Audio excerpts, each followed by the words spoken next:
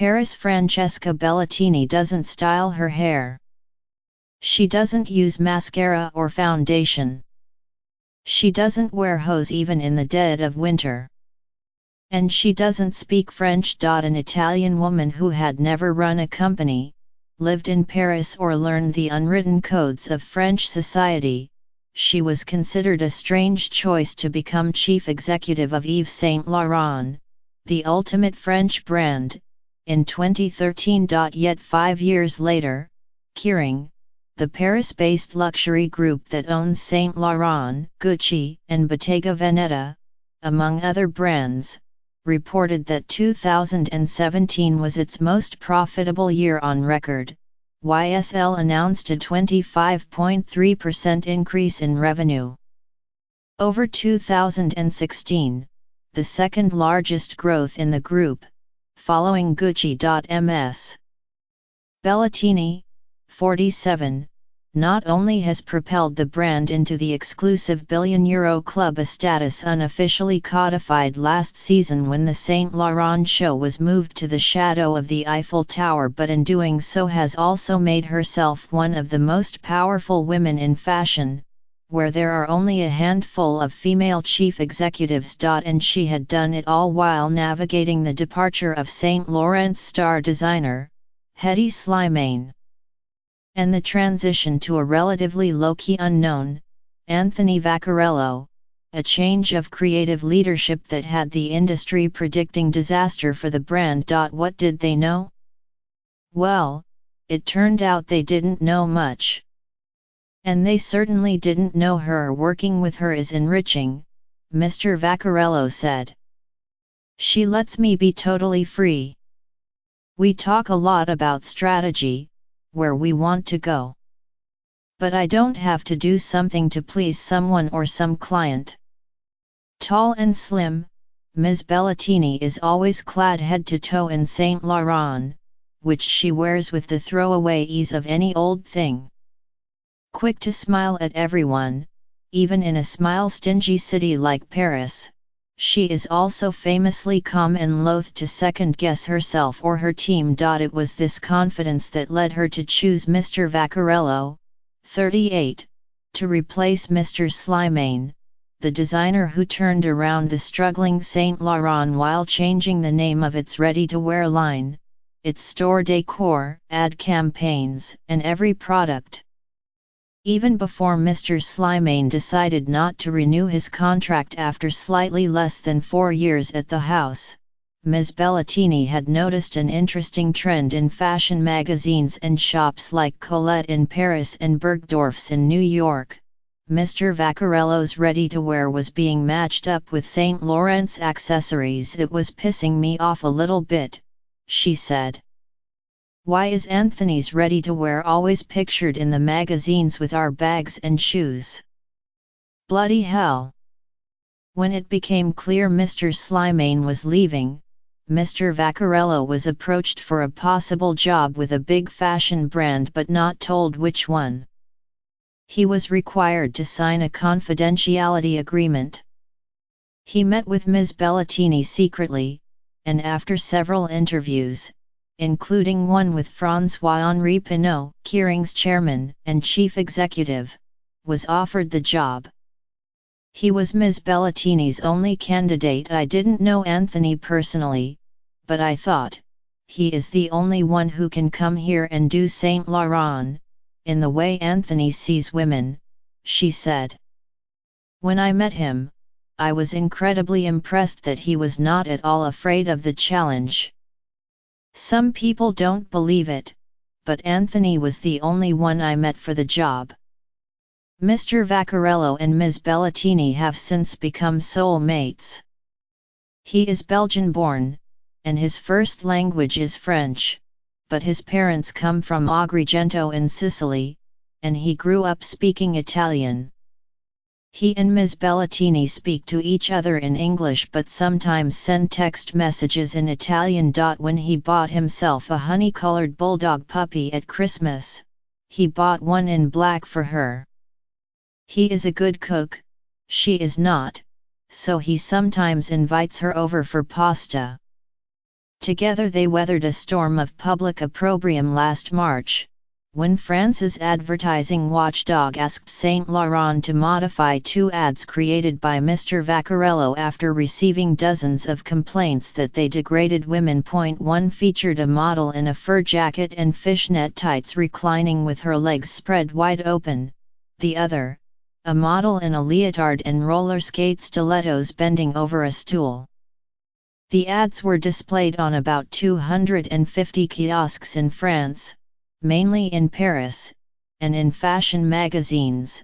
The open-legged ad was splashed on a large billboard along the route to Paris from Charles de Gaulle Airport. International Women's Day happened to coincide with the campaign. Ms. Bellatini said that she received a stream of hate emails, including one calling her a whore. But she did not pull the ads. It was a very ironic, very playful way to present stilettos and boots, she said. Still, she acknowledged, it is sometimes true you don't consider the circumstances in which things happen. It wasn't her first time in the line of fire, in any case. A dust-up occurred in 2015 during Mr. Slimaane's tenure, when an ad featuring the young Dutch model Kiki Willems was censured and called irresponsible by Britain's advertising watchdog agency because she looked excruciatingly thin. The ad campaign had almost run its course, and Saint Laurent did not respond to the criticism. We knew that this was a super healthy girl who had been working with us forever and we didn't see anything bad, Ms. Bellatini said. She is determined never to panic or bow to public pressure out of fear. But she does believe in learning from mistakes. Definitely the sensitivity of people and their ability to speak out is much bigger than before, she said. This has raised the bar for each and every one of us. If I can be honest, I don't think that today that campaign would even be shot. Ms. Bellatini attributes her calm demeanor to her upbringing in the town of Cesena, near the Adriatic, the youngest of 3 daughters. Her sisters are much older. Her father, whom she adored, was an accountant at a lumber company, her mother, a school administrator. She studied economics and business administration at Bocconi University in Milan, spending 5 months at the University of Chicago as an exchange student in her senior year, which forced her to quickly improve the limited English she had learned at school. After graduation, she moved to New York for a training program with Goldman Sachs, then to London to work with its Italian mergers and acquisitions team.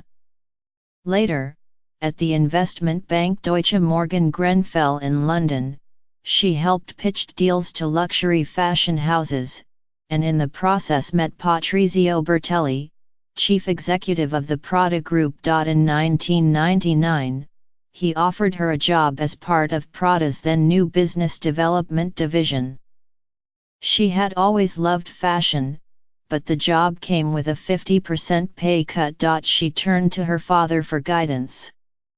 I said, I met Mr. Bertelli and he offered me the job of my life, and I can leave banking, she recalled. But there is only one problem, it is half the salary. He told me, in my life I never earned the money you are going to make at Prada. 29 years old is a little early to do a job for money. Do whatever you like. She took the job after Prada. She jumped to Helmut Lang, to Gucci, and then to Bottega Veneta, where she was communication and merchandising director, living comfortably in Lugano, near Milan. That's when Mr. Pinault noticed her. When I had to replace Paul Deneve as CEO of Saint Laurent, she was the first name on my list, Mr. Pinault said. I knew that she had the qualities needed for the job. First, a strong personality and the ability to dedicate herself entirely to her mission without any hesitation. Second, the capability to quickly understand what makes this maison so special and to endorse it, and indeed, she adapted very quickly to Saint Laurent in a key moment of its history.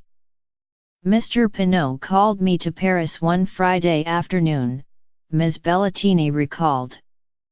He asked me did I want to be CEO of Yves Saint Laurent. In a second, I said, yes. Then I said, you know I don't speak French, right? And he said, I know that. It's not a problem.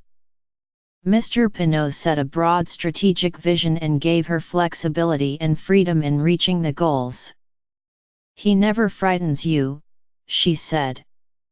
He gives you autonomy within a framework. Ms. Bellatini relied on her Italian identity to navigate the alien culture of Paris. People from her region have a disarming way of speaking that makes them sound playful even when they are dead serious. It helps that we're open, that we tend to smile, that we have this funny accent, she said, smiling. It makes us simpatico. The worst thing you can do with your teams is to create a culture of fear. After an internal study of YSL, Ms. Bellatini concluded that the company either had to invest substantially and spark growth or begin dismantling operations and shrink to half its size. The decision was to invest. Diversification has been one key to the house's current success. These days, only 19% of YSL sales come from ready-to-wear, 59% from leather goods, 14% from shoes and the rest from miscellaneous items like eyewear. Flexibility has been another. When the number of Chinese tourists coming to Paris plummeted in the aftermath of terrorist attacks in January and November of 2015, Saint Laurent refocused its Paris stores on attracting France-based clients and ramped up the business in China. Also, focus, in Paris, Ms. Bellatini lives in an apartment close to the 17th-century Hotel Particulier on the left bank that serves as the company's creative core. Her husband, a businessman who has been in her life for 20 years, lives in Milan. They talk just about every day, share vacations and some weekends, but rarely appear in public together. We understand what each other wants, she said. I never have the feeling that we should do something different. She has what she calls distressful activities 3 mornings a week, running as much as 6 miles along the Seine or kickboxing with a personal trainer. She allots 90 minutes every Monday morning for a lesson with a French tutor and sometimes stays up to midnight studying grammar. Sales have just hit the €1.5 billion mark. Her ultimate goal is to double it.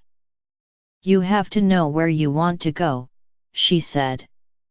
And you have to act as if you're already there.